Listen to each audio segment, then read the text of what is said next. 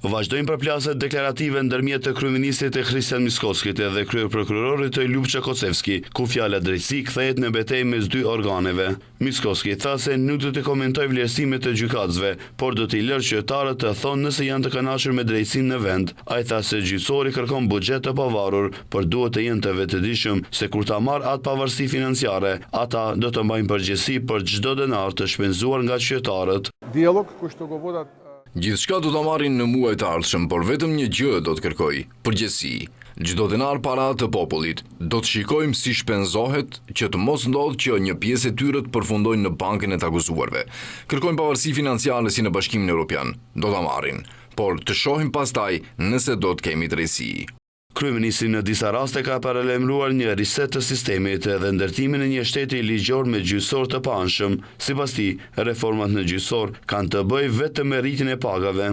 Ndërkaq, kryeprokurori Ljupça Kocevski sot para deputetëve alarmoi për gjendjen në të cilën ndodhen prokurorit. Ai theksoi se mungojnë mjete financiare, por edhe staf në këtë sektor tha se rritja e buxhetit nuk është e nevojshme për rritjen e pagave të prokurorëve publik, por për kryerjen e punës së tyre. Gjithashtu, tregoi se brenda më pak se 2 vitesh, 40 të punësuara janë larguar dhe vendet e tyre nuk janë plotësuar me punonjës të rinj.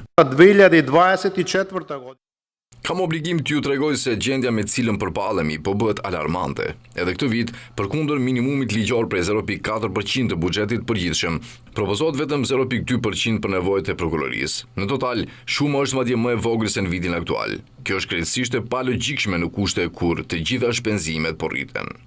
Kocevski u ndal edhe tek rezultatet e arritura nga prokurorit. Ai tha se vitin e kaluar, prokurorit kanë zgjidhur rreth 20.000 raste, ndërsa ai tha se po punohet edhe në fazën parahetimore dhe në procedurën gjyqësore. Në këtë kushte, shtoi ai, çdo i punësuar në prokurorinë publike kryen detyrat e të paktën 4 deri në 5 pozicioneve të parapara. Me një njoftim për media, Miskoskit i kanë reaguar edhe nga Këshilli Gjyqësor të Gjykatës Supreme dhe Shoqatës së Gjyqtarëve, të cilët theksojnë se me komentet e tij ai ka kaluar kufit e sjelljes së mirë.